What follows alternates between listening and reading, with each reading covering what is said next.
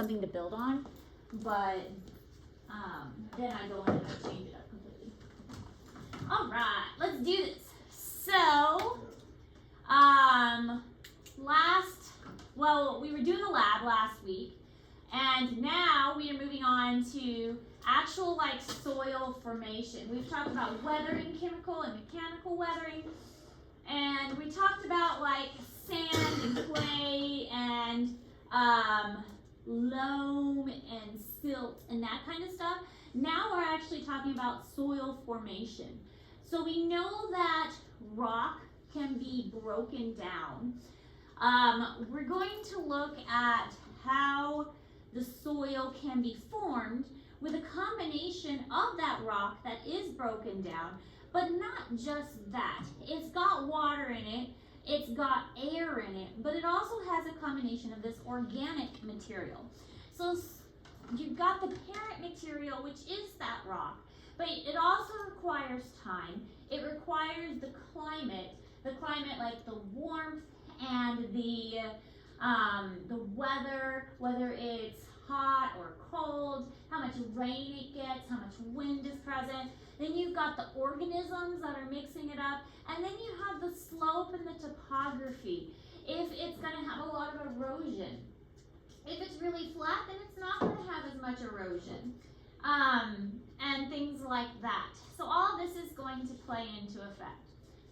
Also, my sister was just taken back to surgery, so I might check my phone every now and then just to see how she's doing, because my family is sending me texts about it. So. What did she get surgery for? She got choked on something and has had it lodged in her throat since yesterday. So they're taking her back to have it removed. Cutting her throat open? They're going down to have the piece like extracted.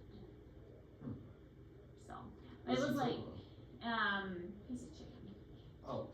My whole family has narrowed throats, so my whole family, I guess it's genetic, gets choked on things. And my mom started it. She's had her throat expanded by like a balloon, it's like a procedure, and so they all get choked on stuff. But anyway, so she just got taken back for surgery. Is there a way to prevent it? Not really. It's genetic. But my mom's had the procedure. They'll probably expand her throat while she's there. But the last time my mom had it done, they actually tore her esophagus. So hopefully they don't tear my sister's esophagus. So. I got a recommendation. Don't choke on chicken. I know, right? Or spread it. She's been in the hospital, like she's been choking since yesterday on this and keeps vomiting. So, anyways. She can't, like, get it out, vomiting? How It's big like of a chicken is it? I don't know. She just, like, swallow it all instead of chewing? No, she chews, but it still gets lodged in there because her throat's so narrow. So, anyway, so if I check my phone, it's because I want to see how my sister is doing with. But I want to see how she's doing with her surgery. So, anyways, that's what it is. Just an FYI. We have to write those. No, not in red. So this kind of gives an idea of how weathering is connected to soil formation. The soil is going to be deeper in some parts and not as deep in others. And also the weathering will break down the rock. So we have the parent material here. And the parent material is the bedrock that is underneath. So you're going to have plants with different kind of roots in different places. Now obviously tree roots are going to be able to go down further into this bedrock, and that actually helps to break up the rocks better because it can go down into the soil easier and break down these rocks easier. Whereas these plants don't have that strong of a root, so they're going to need the looser soil to help them out. The parent material influences the soil in two ways: the rate of weathering and the rate of soil formation, and the parent material chemical makeup affects the soil fertility. So if you have a rock that is mostly limestone, you're going to have a lot of lime in the soil. If you have a rock that is mostly sandstone, then you're going to have kind of a sandy soil. So the bedrock is going to mostly be the parent material, and it's just that rock that is broken up over time. And the chemicals and the materials that was in that rock, that is going to be what's found in the soil. We have really amazing soil here. In Kansas where I lived, the part of Kansas where I was, there is mostly going to be crops because that soil has really good fertility to it, really good for growing crops.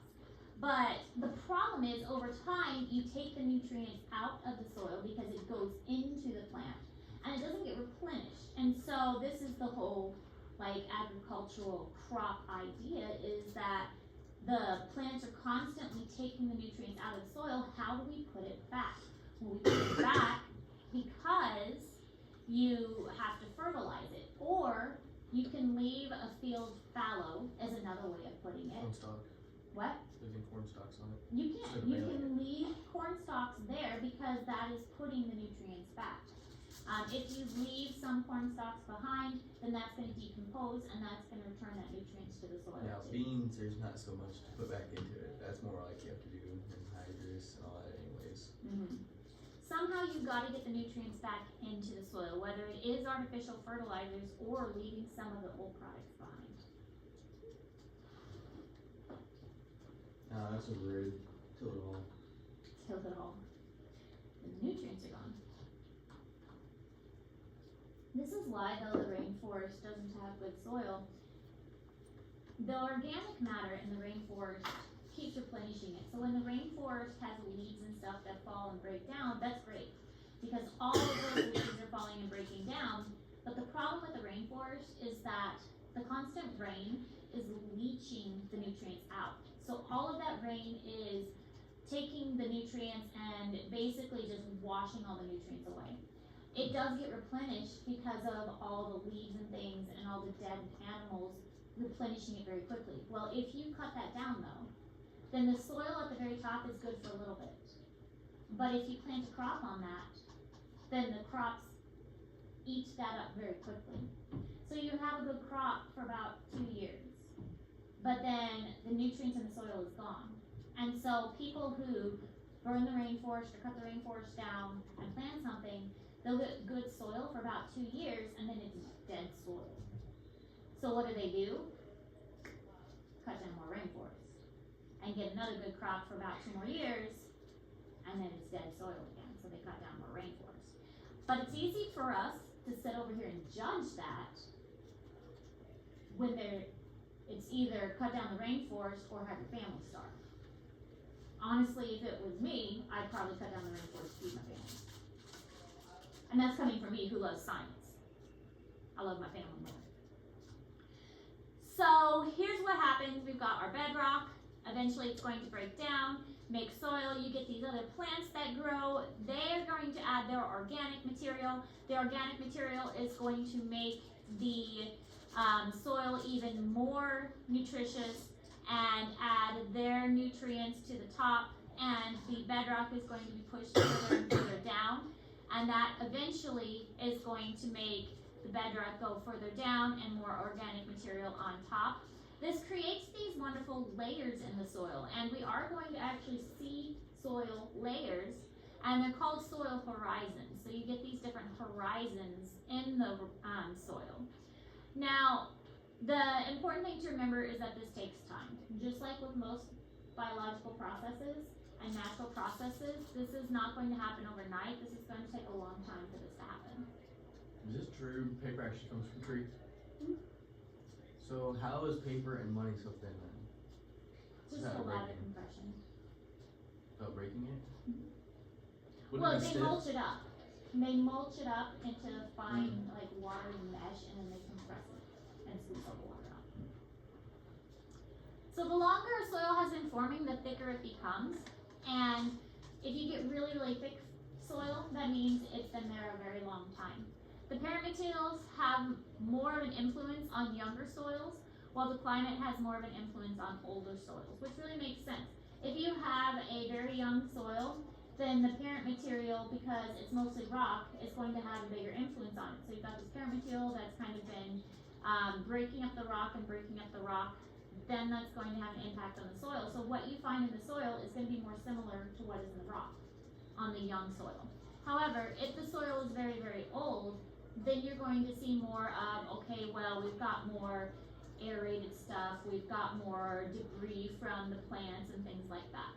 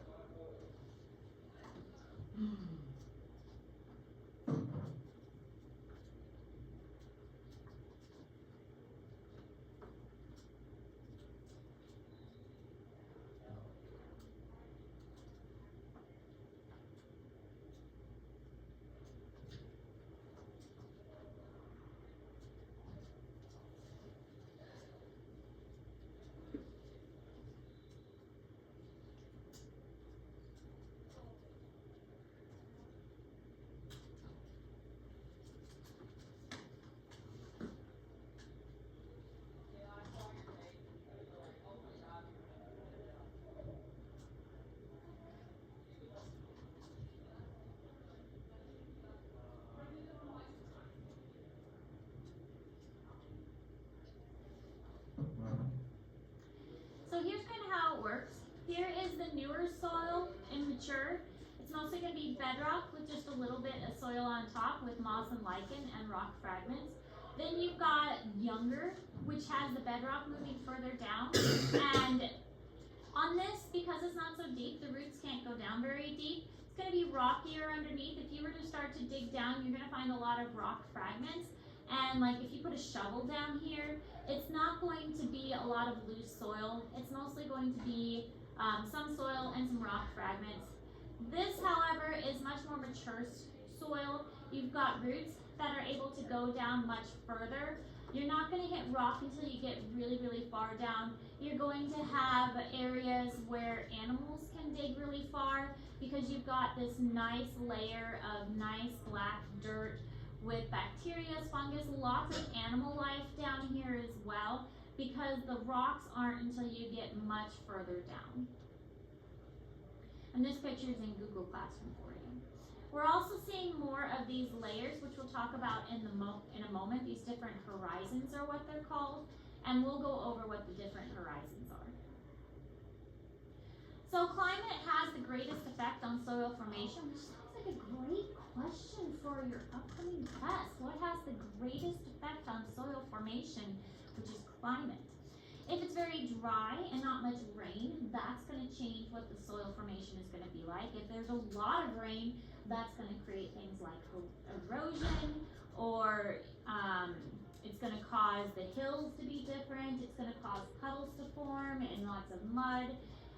If you're having a lot of freezing and thawing, that's going to have impacts as well. If the temperature is very stable and it's just warm all the time, that's going to cause things like fungus to grow. So all of this is going to have an impact on the way that the soil is.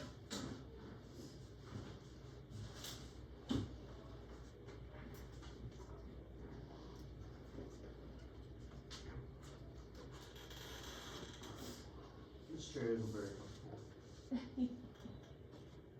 I'm sorry. Better than a stool. Want to bring some more comfortable chairs? You can use them.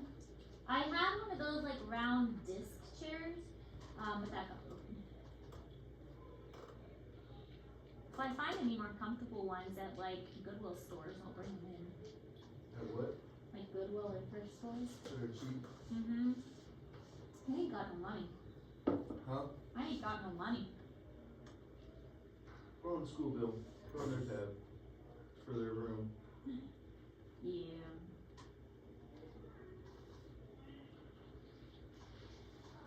So, name a few characteristics of soil made in this climate. This one I already kind of gave away, a rainforest. The soil is going to be very leached of nutrients. It will have a lot of organic material, and that organic material, because of all the leaves and animals and things that are dying and decomposing, it will have a lot of nutrients, but those nutrients are going to be very short-lived because the plants are also going to uptake those nutrients very, very quickly.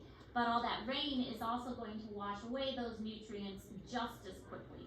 So the soil itself isn't going to be super rich, at least at any depth. The roots of the plants are going to rely on a very quick uptake of those nutrients.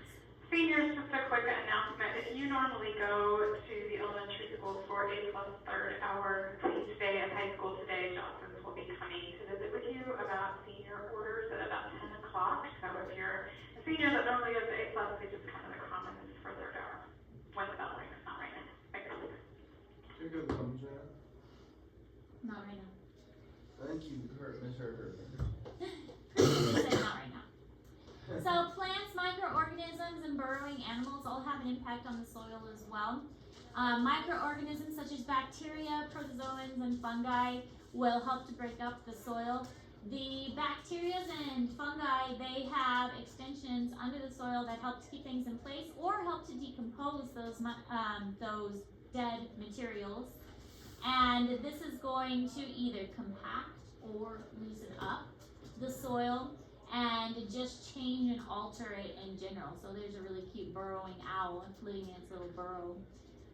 They're pretty adorable with their long legs.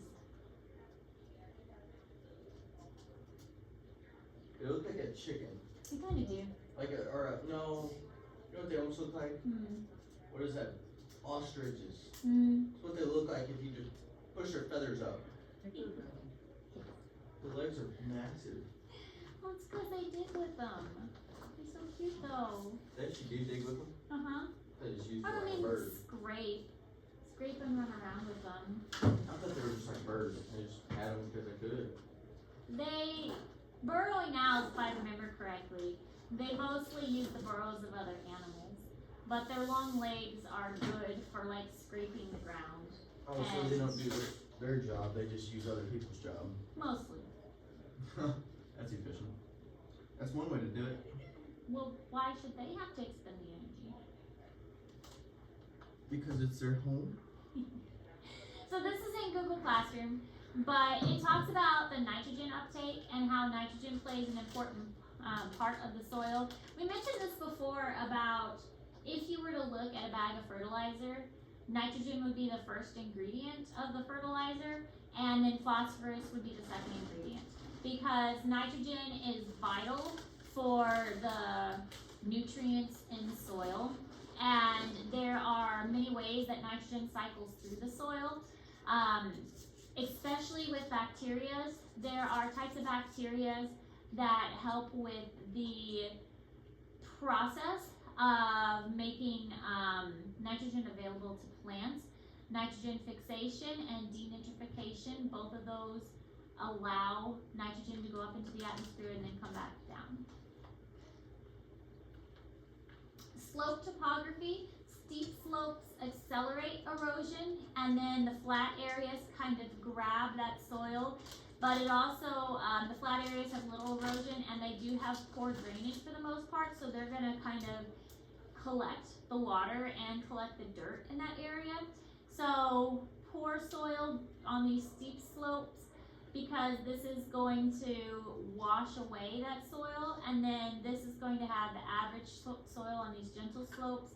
And this is going to have really, really good soil because it's getting the soil from these areas and collecting it. But it's also going to have not very good drainage in these areas. But they have accumulated the soil from these other areas. But if you're not careful, these can just get steeper and steeper, and this hill can gradually go back further and further because of the erosion here. A lot of times, like that video we watched, there are ways that you can prevent erosion. I mean, the best way is planting more plants here, but there are other ways you can do it artificially, such as putting a wire mesh, but there's techniques such as cutting like little ledges into the cliff so that you have like almost steps that are going down the cliff, and these little ledges are going to make it so it's not one steep drop. But these little ledges you can plant on there too, and that prevents erosion also.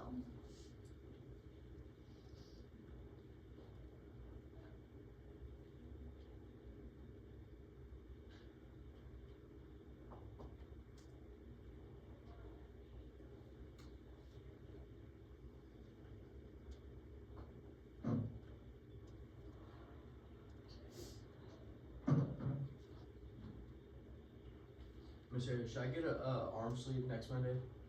A whole arm sleeve? Like a sleeve, like tattoo? How much would that cost? $1,300 for the one I want. Don't you think that's something else to spend your money on? Yeah, but my mom said she'd do it. She'd pay for it. Well, in that case, why not? But do you really want it on your body for the rest of your life? An arm sleeve is a little bit different. Can I show you one that like my uncle has that I like? Sure. I would want a waterfowl one, but See if I can find it.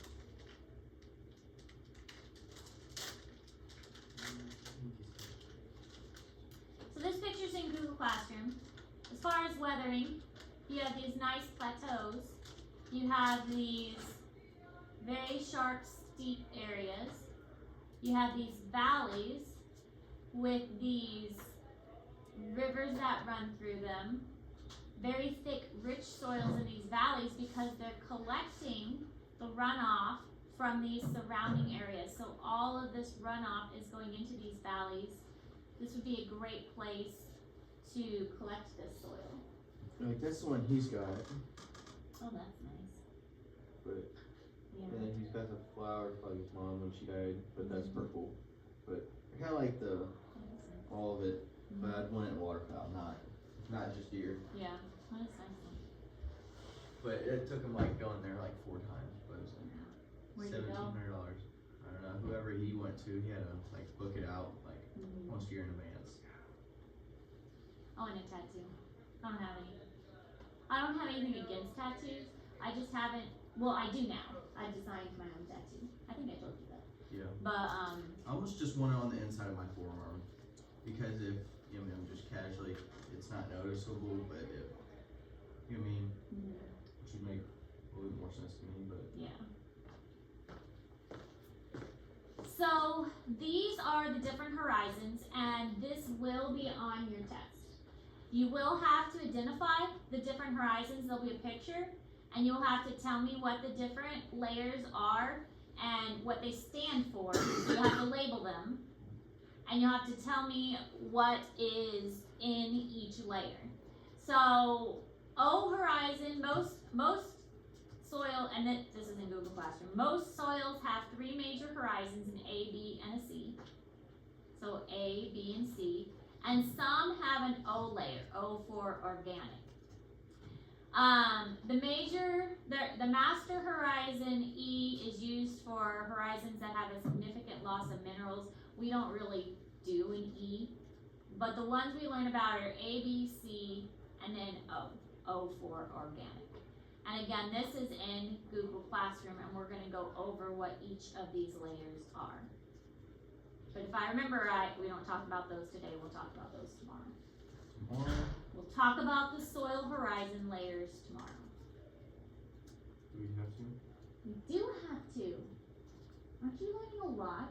You like agriculture stuff. Learning about the soil horizon layers should be in your realm of interest.